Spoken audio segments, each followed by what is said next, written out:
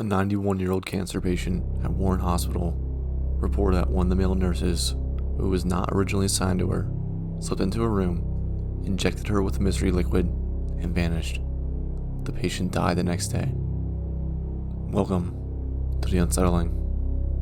If you're new to the channel, we discuss any and all heinous, gruesome, yet interesting cases found around the globe. In today's episode, we will be discussing the Devil's Son, also known as Charles Cullen.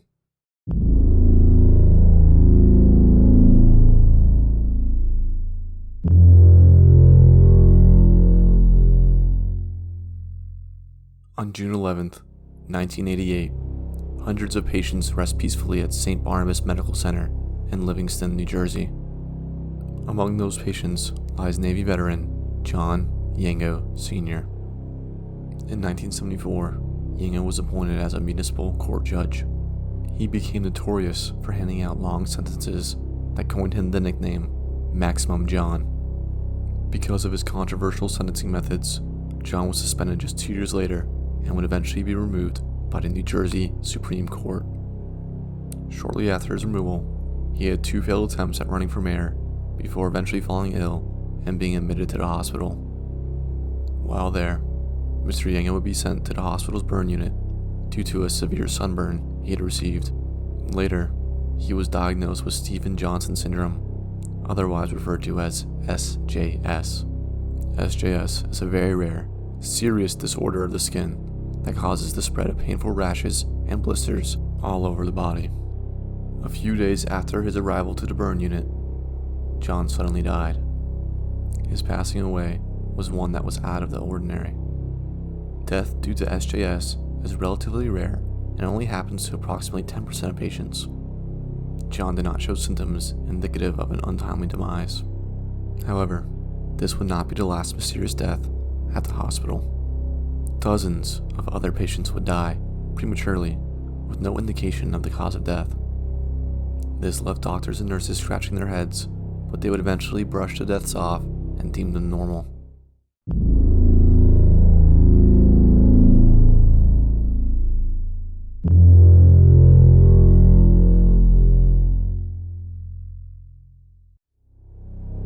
On February 22nd, 1960, a young man was born. His father would die just months after his birth. Growing up without a father was extremely tough for this boy, and he was viciously bullied in grade school. Just at the age of 9, the bullying and neglect had gotten to him so badly that he attempted suicide. He did this by drinking all the chemicals in his home chemistry set. Luckily, the young boy did not die. Although he still struggled with bullying and an awful home life, he did not attempt suicide again. Years passed, and things began looking up for the young boy, until suddenly his mother was involved in a fatal car accident. At just 17 years old, he was having to deal with the death of his mother, and thus was alone. What became even more devastating to him was the fact that the hospital had cremated his mother without telling him. Being a senior in high school with no parents became exceedingly difficult for the young man. The man took to partying and drinking as a coping mechanism, but he could never get away from the bullies. At one party, he decided to fight back. A group of guys had been taunting him, so when they weren't looking, he slipped rat poison into each of their drinks. None of them died, but they were hospitalized shortly after. Eventually, the constant harassment led him to drop out of high school and enlist in the Navy, where he served on a submarine called the USS Woodrow Wilson. He eventually rose to the rank of petty officer and thought that he had escaped his old, daunting life. But he did not. Even in the Navy, the man was hazed by other crewmates on his ship. He seemed destined to never fit in. Over a year into his service, his leading petty officer aboard Woodrow Wilson discovered him seated at the missile controls, wearing a surgical mask, gloves, and scrubs, rather than his uniform. The man was disciplined for the action, but was never capable of presenting a reason as to why he would dress in such clothing. Because of this incident, the Navy reassigned him to a lower pressure job on a supply ship. By this time, the mental trauma he was enduring had exceeded the state at which it was in after his mother died. He again attempted suicide and was then committed to the Navy psychiatric ward for years to come. Finally, he received a medical discharge from the Navy in 1984 for undisclosed reasons. Being ostracized from all walks of life forced this man to reconsider his life goals and aspirations. After all of this, the man had found a new passion that he would follow: nursing. He enrolled himself at Mountainside Hospital's nursing school, which was located in Montclair, New Jersey. Elected president of his nursing class, he graduated in 1986. Upon graduation, he would be granted a position at the burn unit of St. Barnabas Medical Center as one of the most promising students from his class. That student was Charles Cullen.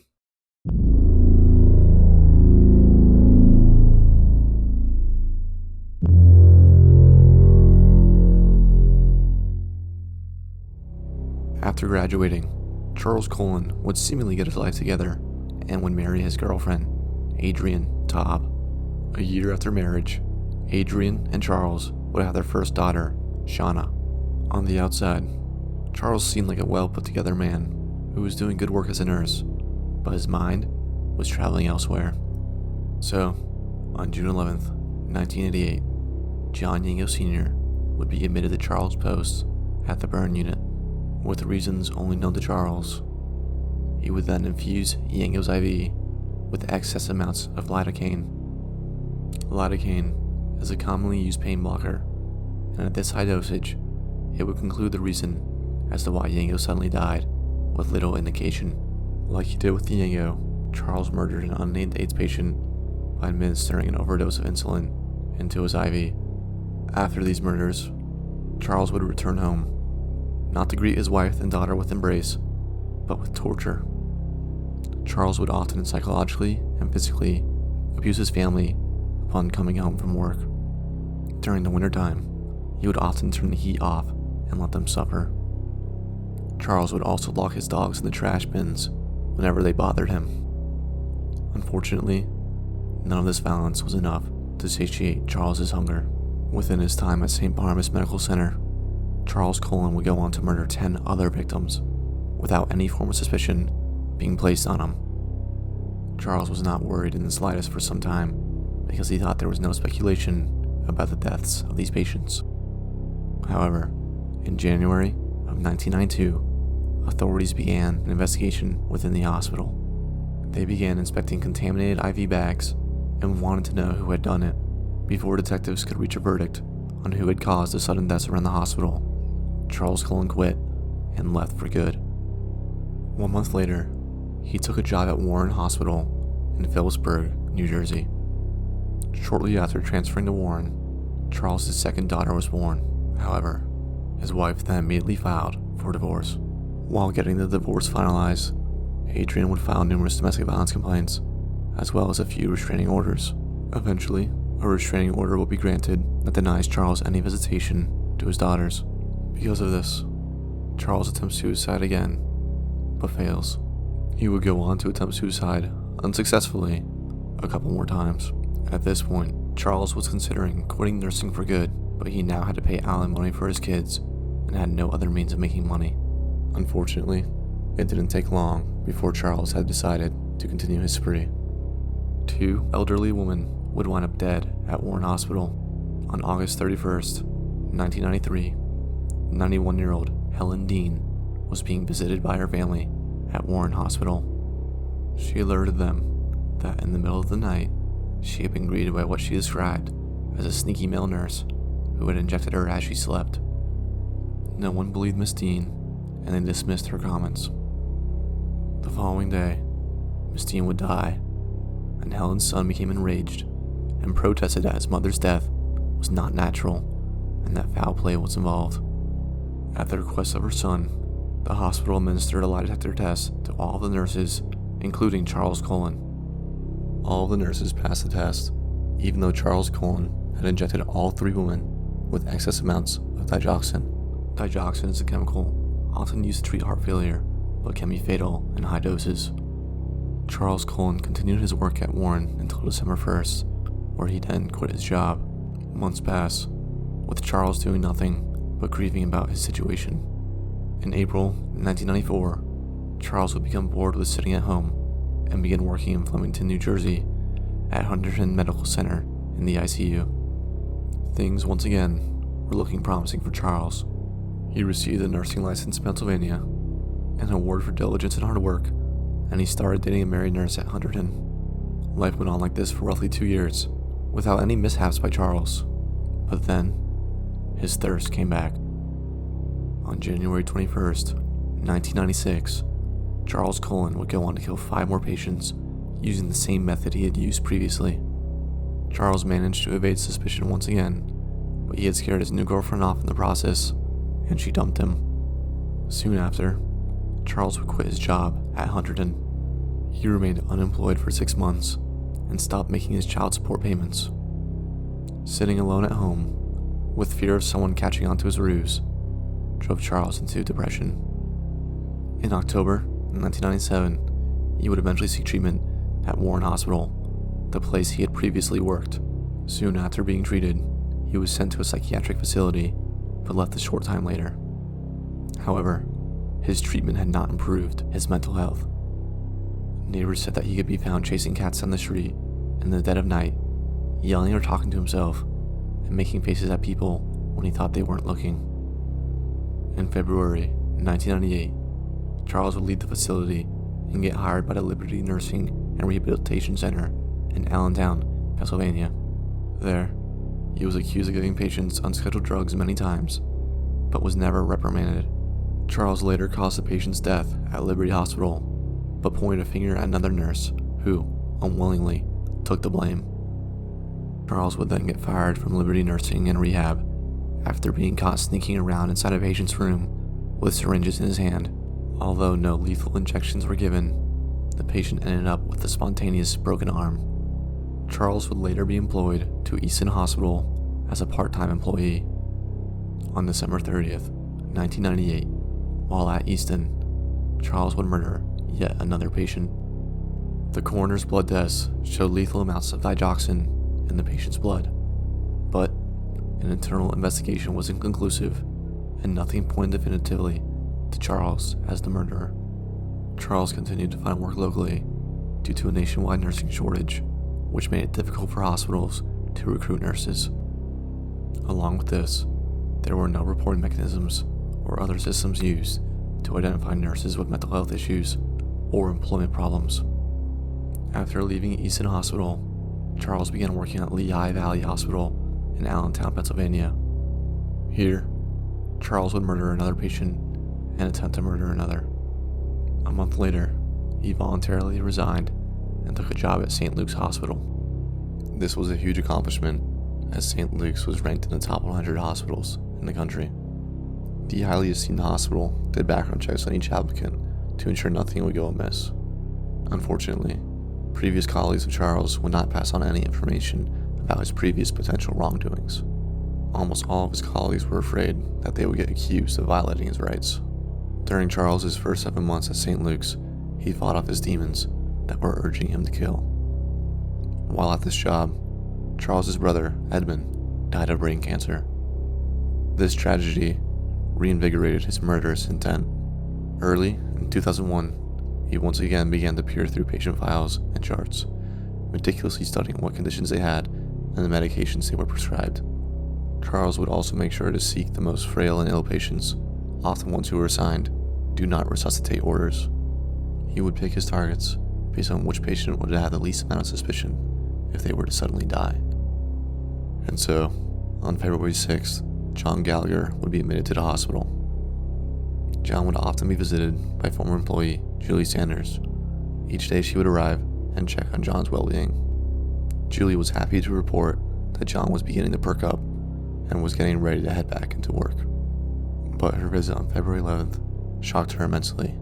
John had died in his sleep, but unbeknownst to anyone, including Julie, Charles had been at the root of his death. Charles would continue to prey on incoming patients, who he presumed were on their way out. Fast forward to June 22nd, Irene Krapp would have a heart attack and was flown into the hospital where Charles was stationed at. Charles wasted no time, and he almost immediately injected her with excess amounts of digoxin. Just 55 minutes after being checked into the hospital, Irene had died. These two murders were only the beginning of Charles' vicious intentions at St. Luke's Hospital. Over the course of his next 3 years at St. Luke's, Charles would murder 3 more patients, including a Korean War veteran and a popular radio talk show host. All of these victims would die from Charles' go-to murder medicine, digoxin. In the months following these murders, the number of code blues spiked immensely. Code blue is a hospital emergency code used to describe critical status of a patient. This sudden surge of code blues led to an increased suspicion that something lawless was happening. The majority of these code blues were experienced by patients while Charles was on duty or shortly after he ended his shift. This was not merely a coincidence. Eventually, St. Luke's would hire a private investigator to determine what was the cause of these increased amounts of deaths and hundreds of misplaced medications. The private investigator narrowed the crimes down to Charles, who would often deny questioning. This led the hospital to present him with a choice: be fired or resign. On June 7th, 2002, Charles took the latter and chose to resign. However, the investigation persisted, and so a review was ordered of the 250 patients that had died while Charles was president at St. Luke's Hospital, as well as a rigorous look into Charles's 15 years as a nurse. Jobs began to get difficult for Charles to find, as rumors about him would force him to quit. 3 months later, Charles is hired at Somerset Medical Center in New Jersey. He once again began preying on the critically ill. Somerset was about to become the scene for the worst string of murders in the horrific 16-year massacre by the Devil's Son.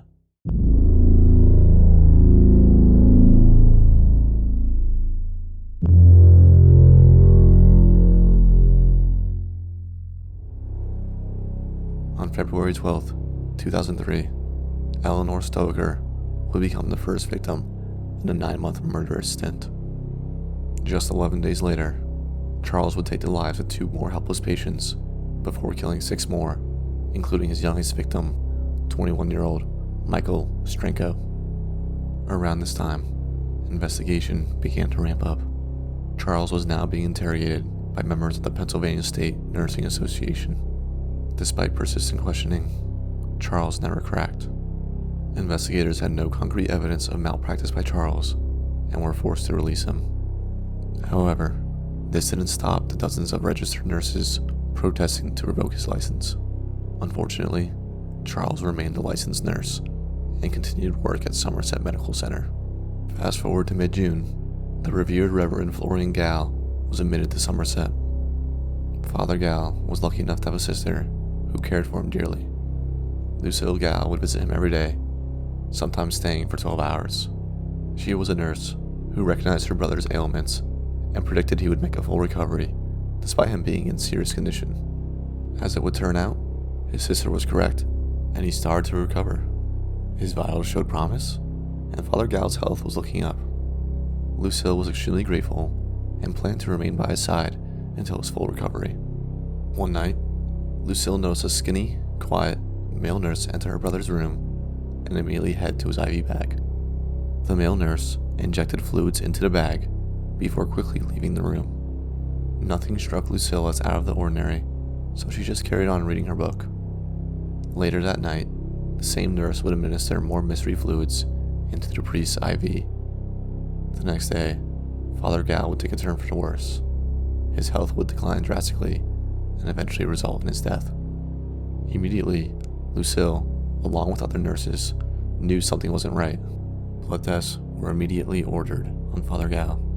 Those results would take some time to come back, and in that void of answers, Charles would go on to inject what was essentially poison into the bags of 4 more patients, killing all of them. After these murders, Father Gall's results came in, and it was determined that a lethal dose of digoxin was given to him. Detectives knew who the culprit was and began putting a case together to make an arrest. While police were compiling evidence, Charles would go on to commit his last murder and inject digoxin into the IV bag of Edward Zizek. After a careful review of Charles Cullen's previous coincidences with death, detectives were certain who had been responsible for all the years of lives being taken too soon. On December 12th, 2003, dining at the Office Beer Bar and Grill, a popular restaurant on US Route 22, sat Charles Cullen, enjoying a chicken fajita and a spring roll with a friend. Little did they know, they were being watched by an undercover detective. Eventually, Charles finished his meal, paid the bill, and headed towards his car. After pulling it out of the lot, Charles, being followed without his knowledge, continued down the road. Upon reaching a red light at an intersection, swarms of police officers and cruisers surrounded Charles. "This is the police! We have you surrounded!" Charles was pulled out of his vehicle and finally arrested. Charles Cullen eventually admitted to 40 murders across New Jersey and Pennsylvania over the course of his 16-year career as a nurse. However, estimates say that the number could be in the hundreds. This would make Charles one of the deadliest, if not the deadliest serial killer to ever exist. Charles was brought into the courtroom of Judge William Pratt for a sentencing hearing. During the entirety of the 30-minute session, Cullen shouted, "Your Honor, you need to step down." This eventually led to him being gagged with a cloth and duct taped, to which Cullen still attempted to repeat the phrase. Because of a plea deal, he was not sentenced to death, but instead is facing 18 consecutive life sentences. When asked for his motives for committing these gruesome crimes, Charles Cullen said, "I could end their suffering and prevent hospital personnel from dehumanizing them."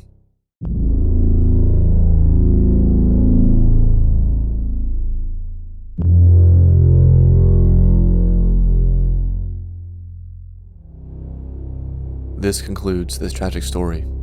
If you enjoyed this, please consider giving a like and subscribe. There will be plenty of videos just like this coming your way. Thank you, and stay safe out there. This is The Unsettling.